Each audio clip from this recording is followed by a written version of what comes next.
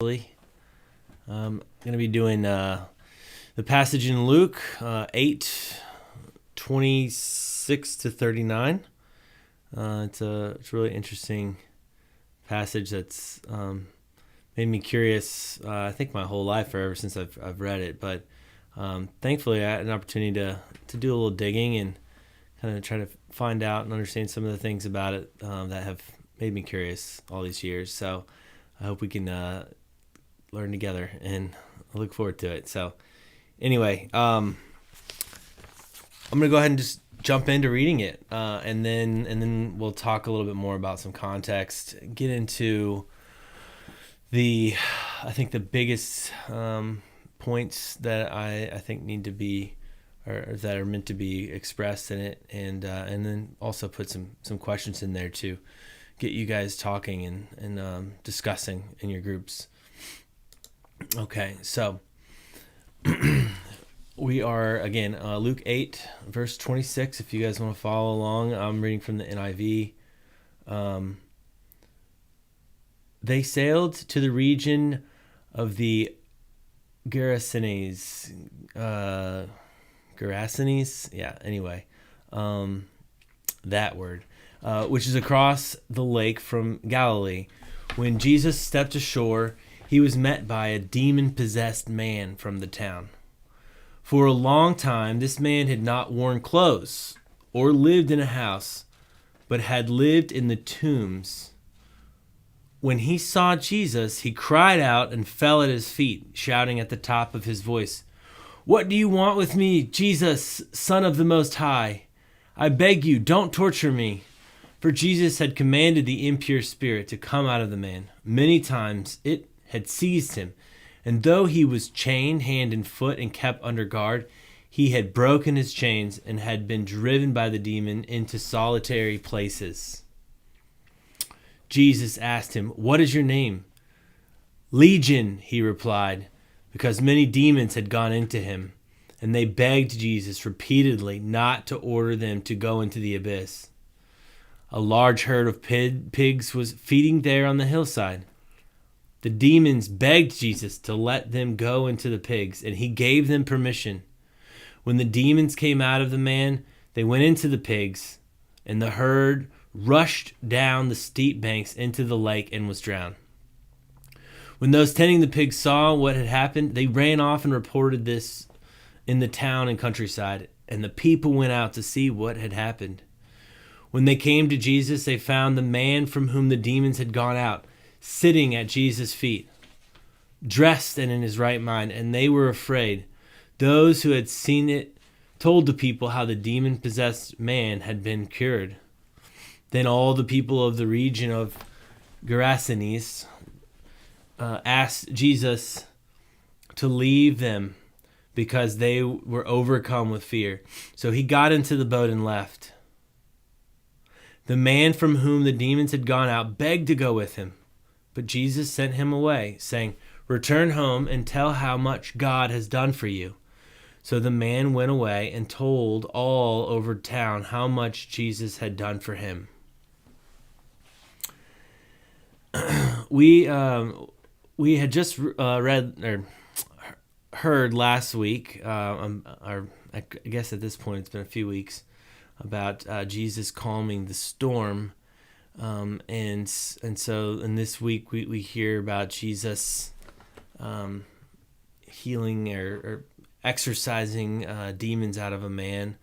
And next week we're going to learn about Jesus healing a sick woman who touches his garments, and then also raising a dead girl, raising a child from the dead. So a lot of commentators point to this as just showing a trilogy, as it would, because the sick woman and the dead girl are put into one trilogy of kind of stories of showing Jesus' power, his incredible power. And the first is the storm. He stops a raging sea with just a word, and it's calm. And then he orders out, in the passage we're studying this week, he orders out hundreds, maybe thousands of demons out of a man with just a word. Next week or whatever week we'll talk next about the next section, it's healing the sick. So he's got so much healing that just touching his garment was enough to heal this woman and with her faith, and then raising a person from the dead. So we're seeing his power over nature, his power over the spiritual realm, his including his power over evil and the demonic forces, and also his power over illness, and ultimately his power over death, his authority and power over death. And that, I think, is, I think that the gospel is kind of echoes that, or maybe it centers on that, just that he conquered death. And we see that in this kind of briefly in this next week's passage. But this week we focus on his power over the spiritual realm and over demons and his ability to control them. However,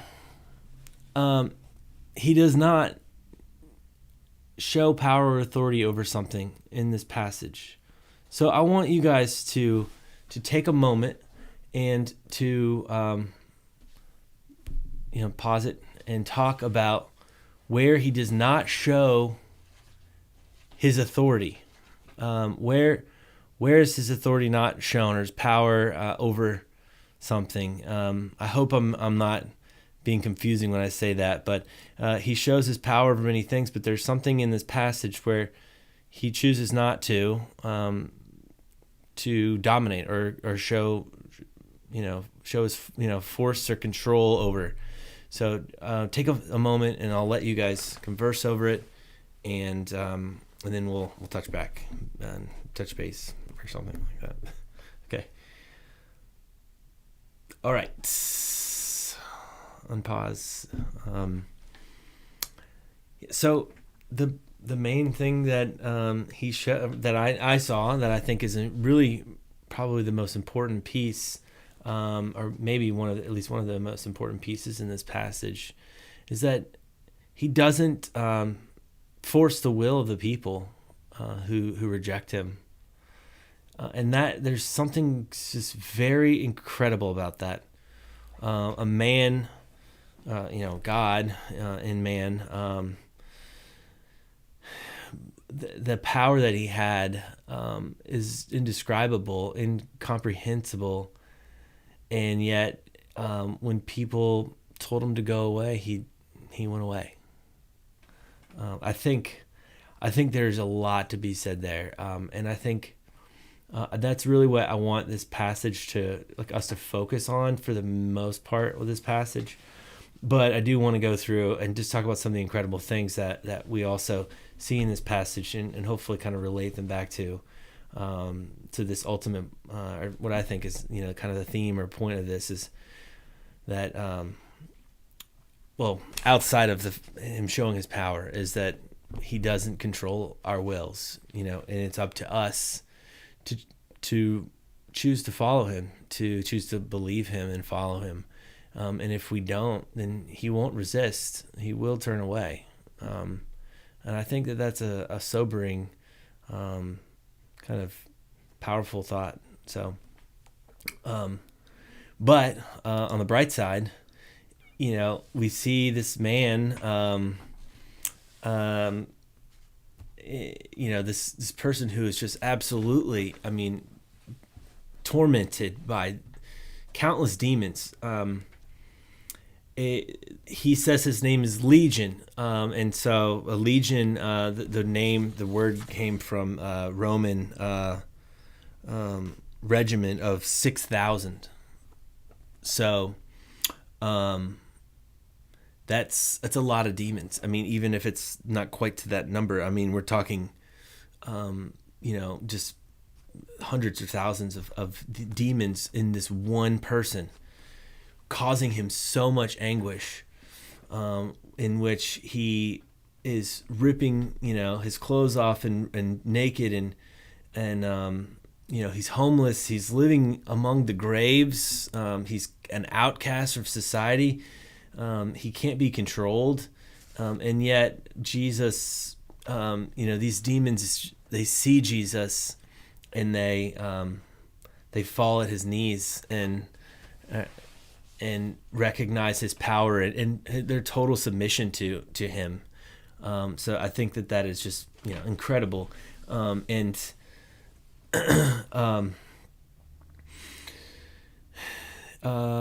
Yes, and they're begging him, please don't throw us into the abyss. There's another word that word is also used in context to talk about the bottomless pit.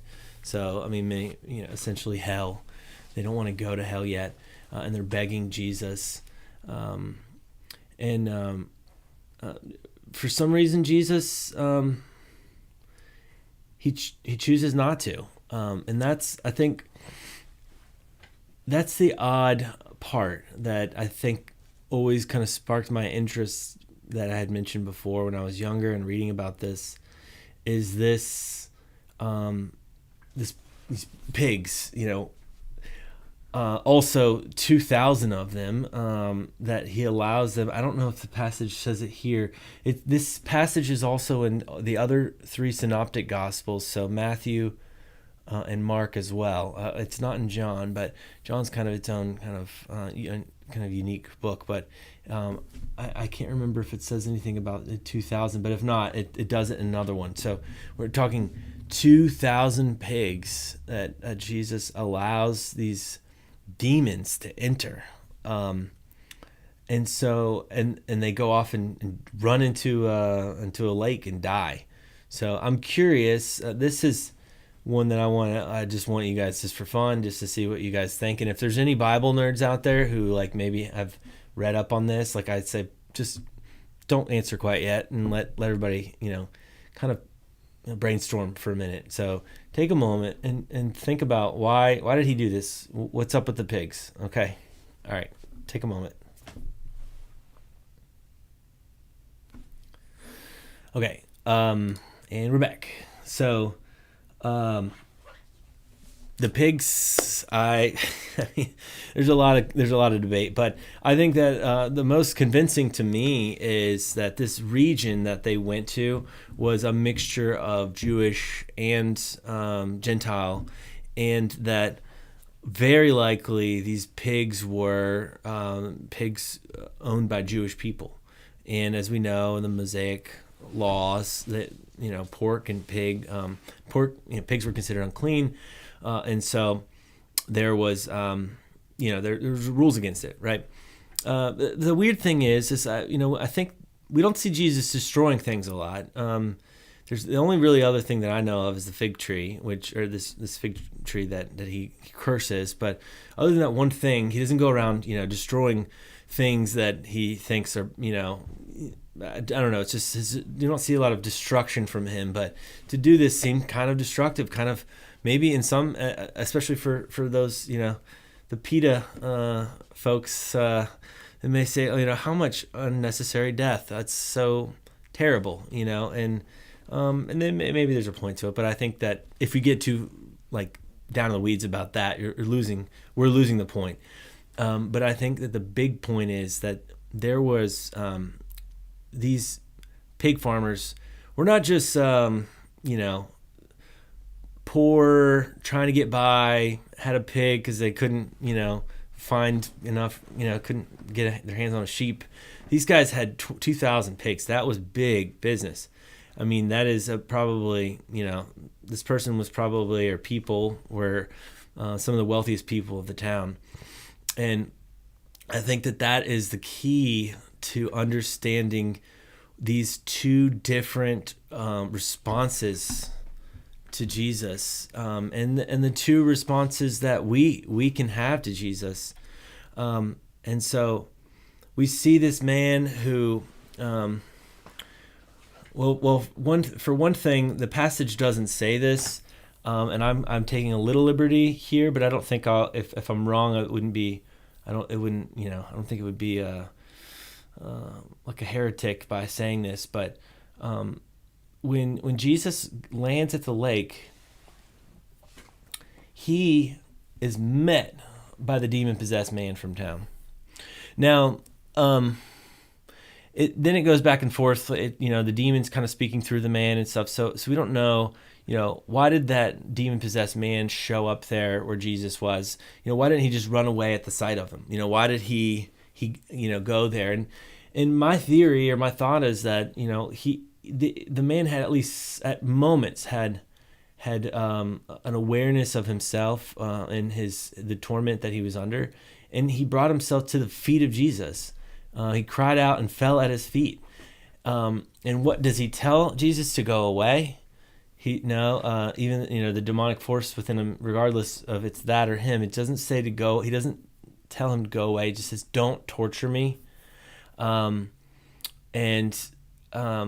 So this person, within him, whatever little power he has left over his own body, chooses to not reject Jesus, at least somehow gets himself to the presence of Jesus, or in some way, doesn't reject Jesus enough to let Jesus use his incredible supernatural power to exorcise these demons out of him. And so when he does that, well, all right, so let's juxtapose that with what, the herdsmen go and tell the townspeople. And the townspeople, they come there and to figure out what the heck's going on. And they, it says, let's see, they found the man from whom the demons had gone out, sitting at Jesus' feet, dressed and in his right mind. And they were afraid. Can you imagine? I mean, I've seen some pretty crazy people on the street, and if, a person went up to them and spoke a few words, and that person all of a sudden, had on their Sunday best and were sitting there, having a logical conversation with that person, it would be freaky. It would definitely, maybe I would be a little afraid in some way, but I think there's more to it. There's more to the fear that they're afraid of, and also, they just had a crazy guy running around naked, in the graveyard, who couldn't be controlled by chains, and couldn't be, kept under control, and he's filled with 1,000 or several thousand demons, and now they're afraid. It seems, kind of bonkers, right? But the reason that I believe that they were afraid is because of what they recognized, what Jesus was what he could do, and what he might be calling them to do and asking them to do. And as one commentator said it, he may be calling them to give up their economic success, instead of being able to hold on to their old life and hold on to the ways that they had chose to live. They saw what Jesus had done, and they were afraid of what he might ask of them. And so they would rather send him away and continue on in the darkness that they were living in, than to, risk this, kind of upsetting, or this kind of rock the boat power that might change their lives in a radical way that they didn't want to change. And so that leads me to my last question for you guys, and that is, I've clearly the people who reject Jesus outright.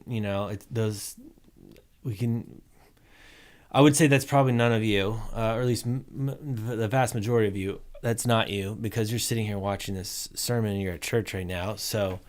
And if that is you, and you're sitting here and you're watching the sermon, maybe you've been invited today, then that's great. And I hope I didn't scare you away. But for those of us who are Christians, or who are at least, find some connection with God and Jesus. I think the question isn't just, where have you rejected Jesus in a broad sense, but more of, how are you rejecting Jesus, or how might you be rejecting Jesus in certain areas of your life, areas that you're afraid to be transformed, or you're afraid to have change because maybe you like it the way it is, or maybe you just are scared of change, or scared of letting him have his way, and the power of Jesus rock your boat, or cause great distress or change. And I really do want you guys to talk about this. I know it's maybe awkward. If you don't want to get too vulnerable, maybe you guys, if anybody would rather just talk about ways that in general, as Christians might be affected by this, and how that might, how Christians who still are trying to follow Jesus in some ways might be rejecting him and not allowing him to do his transformative work in your life. So take a few minutes and do that.